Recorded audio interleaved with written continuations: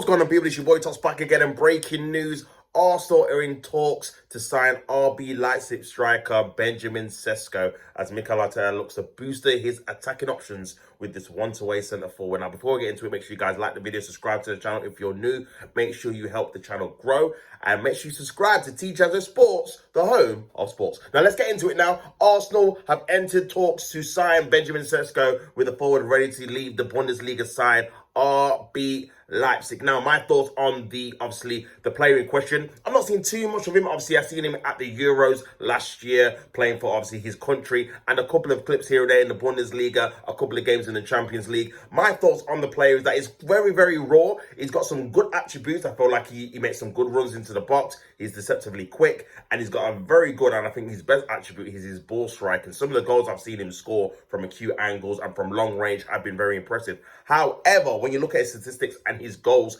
I don't think he's the guy at the minute that can potentially get us 20-25 league goals next season, because that's what Arsenal need. Arsenal needs someone that's going to come in straight away, no fuss, no muss, no questions asked, and he's going to deliver straight away. We haven't got time to be waiting around in terms of how we're going to approach the season. We need someone that's ready-made, firing on all cylinders, and I'm not too sure SESKO is going to do that straight away. But again, we're in talks. It's nothing decided yet. No bid has been made as of recording. So yeah, let's get into obviously the article. The previous offers for SESKO was rejected last May, last year. During the most recent times, it was in the January transfer window. So we've tried a couple of times to get this player. Obviously, Mikel Arteta is a massive fan of him. And last year, I remember, obviously, he opted to sign a new deal. He didn't want to play backup, I think, for Kai Havertz. Also, in terms of finances, I don't think we could trigger the release clause at the time that he wanted to be triggered, because he wanted to focus on the Euros and not have that kind of lingering transfer rumours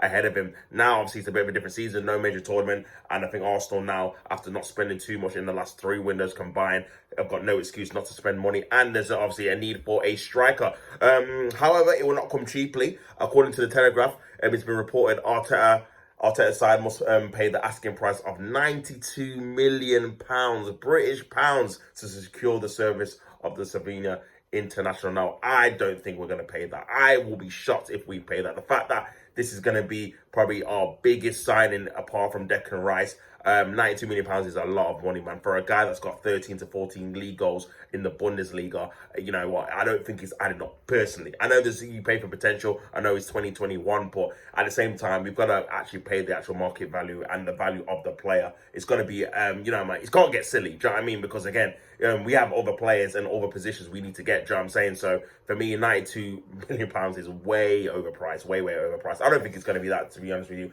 I think it's going to be more in the region of a 50 to 65 million pounds probably, which is obviously still a lot of money for a player that's probably unproven in the Premier League. He's never played in there before, and he's pretty young still. So yeah, again, it's all about potential really, I think, in this signing. But I'm not too sure, man. I can't lie. I want Gyökeres, man. I think he was the guy that we needed to get. And again, we still could get him. It's not obviously confirmed about which striker we're definitely going to obviously bid for or whatnot. But yeah, for me, I think Gyökeres was the guy in terms of his goal scoring record, the fact he's played in England before, and the fact that, you know what, he's someone at prime age who himself will have no excuses not to hit the ground running. And I think that's what a lot of Arsenal fans want to obviously explore, because again, this signing I don't think is a culmination of what we need this season. This is what we've been needing for the last 4 or 5 years, ever since Aubameyang left the club. We've not strengthened that position adequately. We got Jesus, he got injured. He was more like a wide forward, a false 9, rather than an out-and-out striker.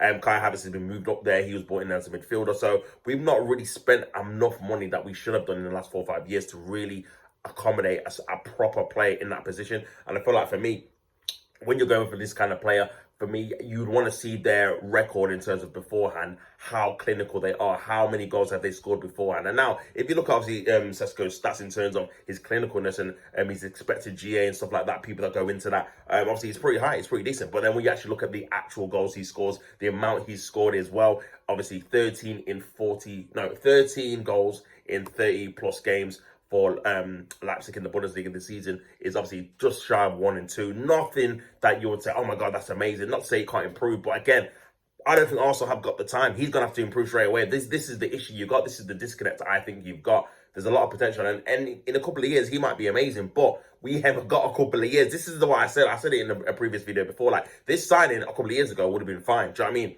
get a striker, you can learn under obviously Arteta or whatever the team, improve with the team, etc., etc. But we're at that stage now, and this again, it's all a trickle effect, it's all a ripple effect. When you don't win trophies, the pressure amounts. There's a more pressure for you to deliver.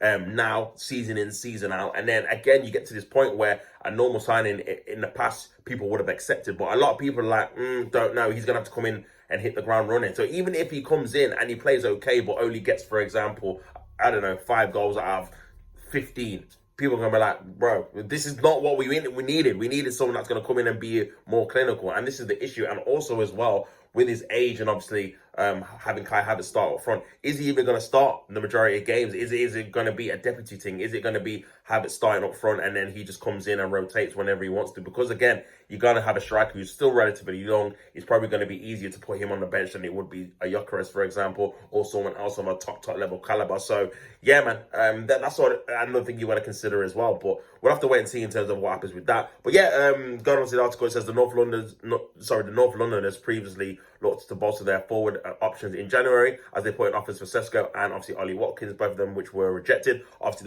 the Ollie Watkins one was kind of presented on us, obviously on our lap, because they needed to sell either him or Duran during that transfer window. We opted to go and bid, what, £25 million, which was never going to be enough. They wanted around about 60. I think about 45 would have been probably a fair deal during the time and obviously the quality of the player. But yeah, it'll be interesting to see if we actually go back in for him. I mean, Villa do need to sell some players. You see the likes of Martinez linked obviously to be sold as well, because they need to get some money in for their obviously PSR kind of rules kind of thing. So he could be up for grabs. Watkins, again, is in his 30s. He could be sold on and they could get a fresh new striker as well. So yeah, man, very, very interesting to see what happens with that also as well.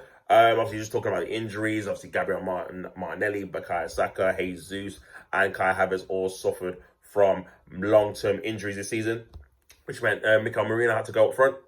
And to be fair to Mikael Merino, I thought he did a decent job, to be honest with you. He said he wasn't a striker, he scored in crucial goals against Real Madrid. He scored against Liverpool. He scored against Chelsea. So he scored in the big games, and obviously he was unlucky to have a goal disallowed against PSG that was marginally offside from a header. So potentially he could have been leading us to the Champions League final. Ultimately, it wasn't enough. But yeah, obviously this news comes after the fact that also been heavily linked with Zubimendi. Apparently he's going to have a medical soon. Some reports coming out now saying it might not be until July now because of the obviously the spending in terms of the financial year. It would obviously go into the new season in the start of July. So yeah, could be reports that Rosso said I want to put it off until then so they can get the money for next year. So it keeps them obviously in the green in terms of departures and obviously money coming in to the club, man. So yeah, that's obviously another interesting thing that's going to happen. We'll have to keep your eye on that. But again, for me, Arsenal just need to start making the signings. And if it's SESKO, like I said, I'll be disappointed because I want a Gyökeres, but at the same time, bro, if it's SESKO, you better deliver. Do you know what I'm saying? And this is the issue, man. The pressure is on. We get SESKO, cool. Like, you need to come in firing. We can't be seeing this guy on the bench. And this is what I do not want to see, and this is all my issue with the whole signing, because, again, we need someone, in my opinion, to come in and freshen up the attack. And I'm not saying Kai Havertz can't play a single game again, but what I am saying is the striker, for me, has to come in and start. He has to come in and make a difference. He has to come in and be that focal point. Otherwise, again, this is what you get into, this kind of realm when you don't win trophies. Like, you get into that realm of people getting very, very impatient and saying, you know what, why we bought this player? Is he going to make an impact? Why is he on the bench? Especially when you don't get results, especially when we're dropping points. So, yeah, man, a lot of pressure on Arteta. This is the first time I think I felt like he is actually under a bit of pressure, to be fair, because the lot of people are saying, not just fans, pundits, ex-players, whatever, yo, you got to win something now. Like, you've had enough time. Do you know what I mean? So yeah, it's also an expectancy, that his arrival will reduce Arsenal's reliance on Thomas Partey, who's in talks for over a new contract. Obviously, that's supposed to be nearly finalised as well. Partey on reduced wages on a 1 to 2 year deal, which I think would probably be beneficial to everyone at the club at the minute, considering we've got a number of positions to obviously strengthen. So yeah, that's been obviously a little bit of a recap, a little bit of a what do you say, recap on obviously Arsenal dealings in terms of the SESKO news. You guys in the comments, let me know what you think. Is he the right striker for Arsenal? Do you think they should go out for someone else? If it's not Gyökeres, if it's not SESKO, who else? Osimhen, whoever. And for more content, please like, share, subscribe to the video. And until next time, people, I'm out. It's your boy Tops. And don't hate to play it again. And I'll see you on the flip side. Peace.